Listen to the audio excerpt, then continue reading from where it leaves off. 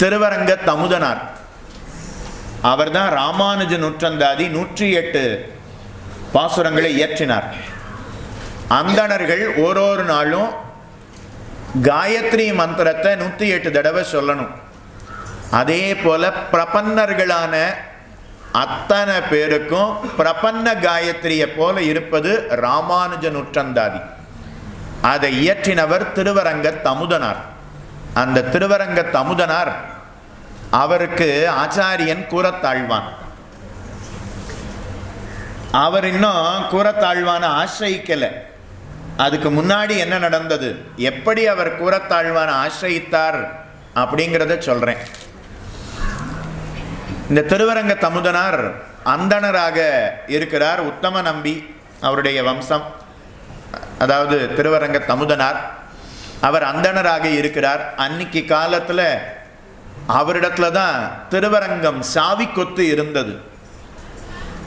திருவரங்கம் நிர்வாகம் எல்லாம் இருந்தது யாரிடத்துலன்னா அமுதனார் இடத்துல. ஆனா ரங்கநாதன் பார்த்து ராமானுஜர் இடத்துல நீர் இனிமே என்னுடைய நிர்வாகத்தை செய்யும் அப்படின்னு சொல்லிட்டார். இப்ப ராமானுஜர் என்ன பண்ணணும், சாவி கொத்து யார்கிட்ட இருக்கு, அமுதனார், அவர்கிட்டேந்து வாங்கணும். ஆனா நேர போய் சாவி கொத்தை கொடுன்னு கேட்கலாம் முடியாது. பெரியோர்களிடத்துல அப்படிலாம் கேட்கக்கூடாது. பகவான் ராமானுஜரை நியமித்திருக்கிறான். ஆனா ராமானுஜர் அமுதனார் இடத்துல இருந்து சாவியை வாங்கணும். அதனால யோசித்தார், அதுக்குன்னு காலம் வரும்னு காத்துருக்கார். அமுதனாருடைய தாயார் திருநாடு அலங்கரித்தார். அப்போ 11வது நாள் ஏகாக கைங்கரியம்.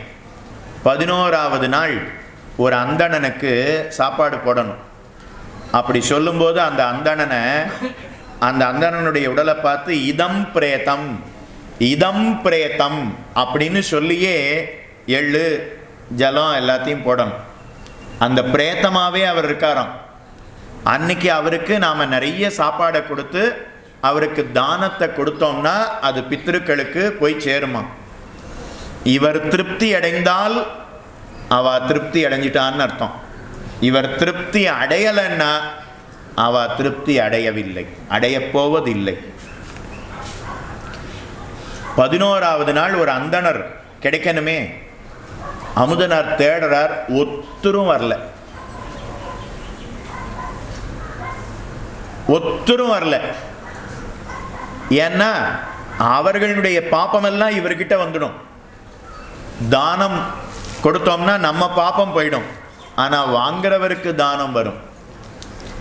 அதனால அந்தணருக்குத்தான் தானம் கொடுக்கணும், அந்தணர் தான் தானத்தை வாங்கணும்.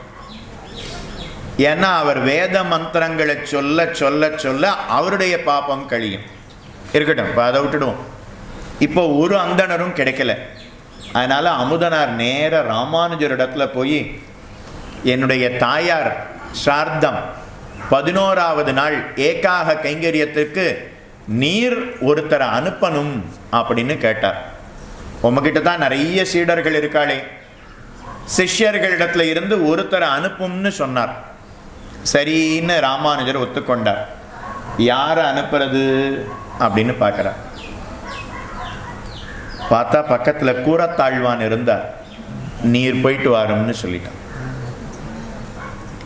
இன்னைக்கு ஸ்ரார்த்தத்துக்கெல்லாம் போஜனத்துக்கெல்லாம் பிராமணாள் கிடைப்பான்னா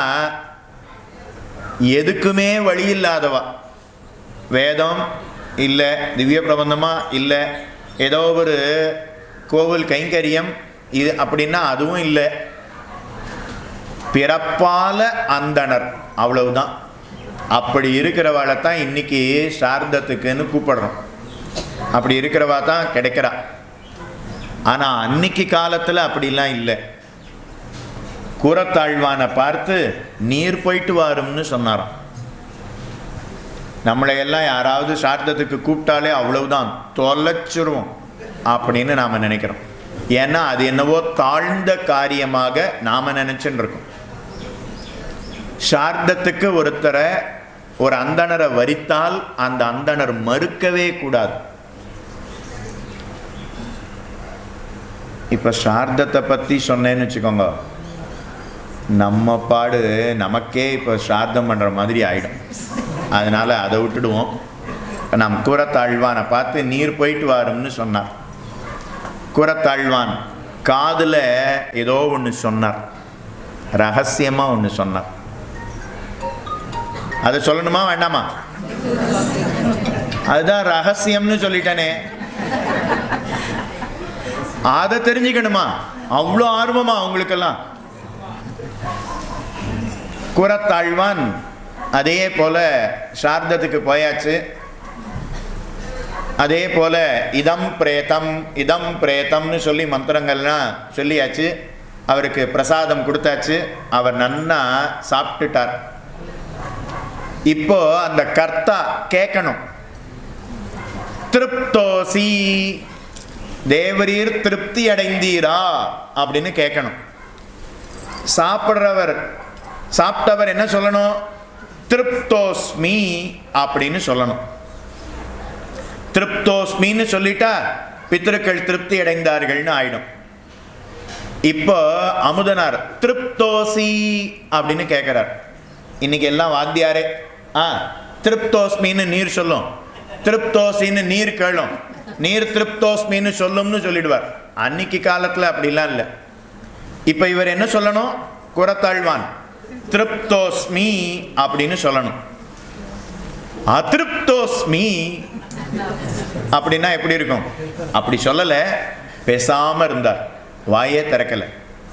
ஏன்னா ஒரு தடவை அதிருப்தோஸ்மின்னு சொன்னால் பித்ருக்கள் திருப்தி அடையலைன்னு ஆகிடும். அப்புறம் ரெண்டாவது தடவைலாம் வார்த்தையை நாம மாற்றுற மாதிரிலாம் அவள்லாம் மாற்ற முடியாது வேத மந்திரங்களில். அதனால் அவர் பதில் பேசாமல் இருந்தார். 1 நிமிஷம் ஆச்சு, 2 நிமிஷம் ஆச்சு. உடனே அமுதனார், தேவரீர் இந்த பிரசாதத்தினால திருப்தி அடையலைன்னா நான் என்ன செய்தா தேவரீர் திருப்தி அடைவீர் அப்படின்னு கேட்கிறார். திருவரங்கம் சாவிக்கொத்த தந்தருள வேணும் அப்படின்னு கேட்டுட்டார். ரகசியத்தை சொல்லிட்டேன், தெரிஞ்சுண்டீங்களா? காதுல என்ன சொல்லி அனுப்பினார்? திருப்தோஸ்மி அப்படின்னு சொல்றதுக்கு முன்னாடி சாவிக்கொத்தை வாங்கிடும்னு சொன்னார். அதனால இப்ப கூரத்தாழ்வான் அந்த சாவிக்கொத்தை வாங்கினதுக்கு அப்புறம் திருப்தோஸ்மி அப்படின்னு சொன்னாராம். அதுக்கப்புறம் அந்த சாவிக்கொத்தை கூரத்தாழ்வான் வாங்கின்னு வந்து ராமானுஜரிடத்துல கொடுத்துட்டார். கூரத்தாழ்வான் தானே வாங்கினார், அப்ப தானே நிர்வாகம் பண்ணிருக்கலாமா இல்லையா? ஆனா அவர் அப்படி செய்யலை, ராமானுஜரிடத்துல கொடுத்தார். இதுதான் சிஷ்ய லட்சணம். ராமானுஜர் சாவிக்கொத்தை வாங்கினார். யார் மூலமா இப்ப சாவிக்கொத்தை ராமானுஜருக்கு கிடைச்சது? கூரத்தாழ்வான். அப்ப அவர்கிட்டே கொடுத்து நீர் நிர்வாகத்தை கவனிச்சுக்கும்னு சொல்லணும் இல்லையா? அவர்கிட்ட சொல்லாம முதலி ஆண்டான் இடத்துல கொடுத்து இனிமே இந்த திருவரங்கம் நிர்வாகத்தை நான் சொல்றபடி நீரே நிர்வாகத்தை செய்யும்னு கொடுத்தாராம். கூரத்தாழ்வானும் கோச்சிக்கல. அப்படி இருக்கணும் சிஷ்யர்கள்னா. அதனால கூரத்தாழ்வான் அப்படியே சாவிக்கொத்த ராமானுஜரிடத்துல கொடுத்தார். அதுக்கப்புறம் திருவரங்க தமுதனார் கூரத்தாழ்வானுடைய சீடராக ஆனார். கூரத்தாழ்வானே திருவரங்க தமுதனாருக்கு பஞ்சசம்ஸ்காரம் பண்ணி வைத்தார். அதனால ராமானுஜருக்கு வாழி திருநாமம் சொல்லும்போது தென்னரங்கன் செல்வமுற்றும் திருத்தி வைத்தான் வாழியே அப்படின்னு சொல்லுகிறோம். அப்படின்னா என்ன அர்த்தம்? திருவரங்கம், அந்த திருவரங்கத்தை நிர்வாகம் பண்ணினது ராமானுஜர். ரங்கநாதனுடைய செல்வத்தை மேல மேல வளர்த்தது ராமானுஜர். ஆனா அதுக்கு உதவியா முக்கிய காரணமாக இருந்தது கூரத்தாழ்வான். திருவரங்கத்துல பிள்ளை பிள்ளை ஆழ்வான் அப்படின்னு ஒருத்தர் இருந்தாராம். பிள்ளை பிள்ளை ஆழ்வான் அவர் கூரத்தாழ்வானுடைய சிஷ்யர். புரியுறதா? கூரத்தாழ்வானுடைய சீடர் பிள்ளை பிள்ளை ஆழ்வான் அப்படின்னு பேர். அவர் கூறத்தாழ்வான் இடத்துல அர்த்தங்களை எல்லாம் நன்னா கிரகித்து கேட்டுக்கொள்வார். நல்ல வைஷ்ணவர், நிறைய கைங்கரியம் பண்ணுவார்.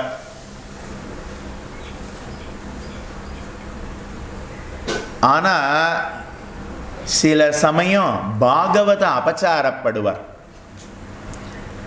யாராவது ஒரு அடியவரை வசிச்சுடுவாராம். நாம பண்றோமா இல்லையா? இல்லையா? உண்மையை சொன்னீங்கன்னு வச்சுக்கோங்க, ஒரு பாபத்தோட போகும். பண்ணிண்டு பண்ணலன்னு சொன்னா பண்ணினது ஒரு பாப்பம், அத மறைச்சது ஒரு பாப்பம். அதனால பாகவத அபச்சாரத்தை நீர் செய்யக்கூடாது அப்படின்னு சொன்னார். ஆனா கேட்ட மாதிரி தெரியல.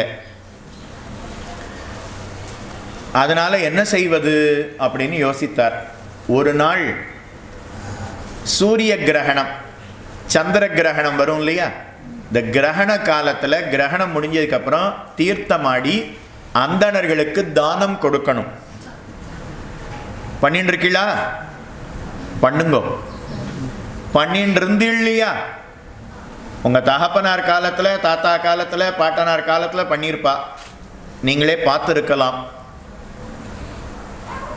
கிரகண காலத்துல கிரகணம் முடிஞ்ச உடனே தீர்த்தமாடி அந்தணர்களுக்கு தானம் கொடுக்கணும். இப்போ பிள்ளை ஆழ்வான் காவேரியில தீர்த்தமாடினார். கிரகண காலம், ஒரு சந்திர கிரகணம், ஏதோ ஒரு சூரிய கிரகணம் வந்ததுன்னு வச்சுக்கோங்க. அப்போ அவர் தீர்த்தமாடினார், தானம் கொடுக்கணும்னு இருக்கார்.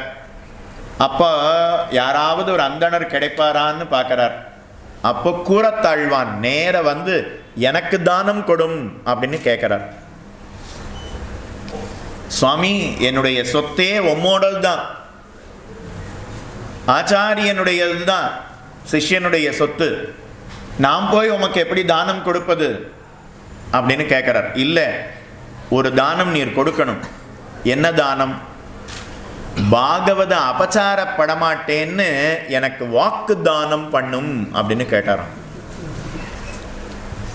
எந்த அடியவரையும் வைய மாட்டேன் அப்படின்னு எனக்கு தானம் பண்ணி கொடும், எனக்கு சத்தியம் பண்ணி கொடும் அப்படின்னு கேட்டாராம். மனசால யாருக்காவது தீங்கு நினைச்சோம்னு வச்சுக்கோங்க, மறுபடியும் மனசாலேயே அவரிடத்துல அபராத க்ஷாமனம் வேண்டணும். அவர் நன்னா இருக்கணும்னு மனசாலேயே நாம நினைச்சிட்டோம்னா அந்த அபச்சாரம் போயிடுமா?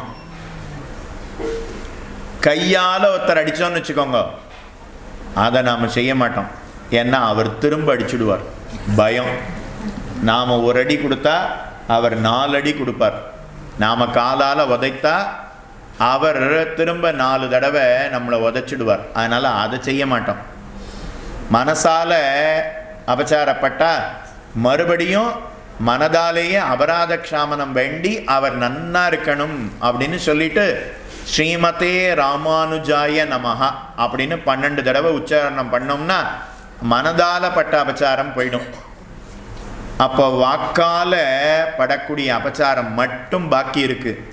வாக்கால இனிமே யாரையும் எந்த அடியவரையும் வைய மாட்டேன்னு எனக்கு தானம் கொடும்னு கேட்டாராம். அப்படியே செய்கிறேன்னு வாக்தானம் பண்ணினார். யாரு? பிள்ளை ஆழ்வான். ஒரு 3 மாசம் முடிஞ்சது, 6 மாசம் முடிஞ்சது, ஒரு 6 மாத காலம் முடிந்தது. ஒரு நாள் பிள்ளை ஆழ்வான் காலக்ஷேபத்துக்கு வரவே இல்லை. கூறத்தாழ்வான் அப்படியே பார்க்கிறார், இன்னார் வந்தாச்சா, இன்னார் வந்தாச்சா, இன்னார் வந்தாச்சான்னு பார்க்கிறார். அப்படி பார்க்கும்போது பிள்ளை ஆழ்வான ஒரு 4-5 நாளா காணவே இல்லையே, ஏன் அப்படின்னு கேட்கிறார். சுவாமி, உமக்கு பண்ணின தானத்தை, வாக்தானத்தை மீறி விட்டார், அதனால உம்ம முகத்துல எப்படி முழிக்கிறது அப்படின்னு அவர் வராம இருக்கார். வீட்டுல ஒரு ரூம்லயே இருந்து சாப்பிடாம தூங்காம அழுதுண்டு இருக்காருன்னு சொன்னான். உடனே கூறத்தாழ்வான் நேர போனாராம். நேர பிள்ளை ஆழ்வானை பார்த்து, ஏன் காலக்ஷேபத்துக்கு வரல அப்படின்னு கேட்கிறார். சுவாமி, வாக்கால அபச்சாரப்பட்டு விட்டேன் அப்படின்னு சொல்றார். வாக்கால் அபச்சாரப்பட்டு விட்டேன், உமக்கு தானம் சத்திய வாக்கியம் பண்ணி கொடுத்துட்டு அதை மீறி விட்டேனே, அந்த வருத்தத்தில் இருக்கேன்னு சொன்னார். கவலைப்பட வேண்டாம். வாக்கால் அபச்சாரப்பட்டீரா அப்படின்னு கேட்டாராம். இல்லை, மனசால அபச்சாரப்பட்டேன்னு சொன்னாராம். மனசால அபச்சாரப்பட்டா மறுபடியும் மனசாலேயே அவர் நன்னா இருக்கணும்னு நினச்சிட்டா அந்த அபச்சாரம் போயிடும். ஸ்ரீமதே ராமானுஜாய நமஹா அப்படின்னு 12 தடவை சொன்னால் மனதால பட்ட அபச்சாரம் போயிடும். இனிமே வாக்க மட்டும் ஜாக்கிரதையாக வைத்துக்கொள்ளும் அப்படின்னு சொல்லிட்டு ராமானுஜர் திருநாமத்தை சொல்லும் அப்படின்னு சொல்லிட்டு போனாராம். அதில் இருந்து பிள்ளை ஆழ்வான் பாகவத அபச்சாரப்படவில்லை அப்படிங்கிறத தெரிவிக்கிறார். அதனால் பிள்ளை ஆழ்வானை திருத்தி பணிகொண்டதும் கூறத்தாழ்வான், அமுதனார திருத்தி பணிகொண்டதும் கூறத்தாழ்வான்.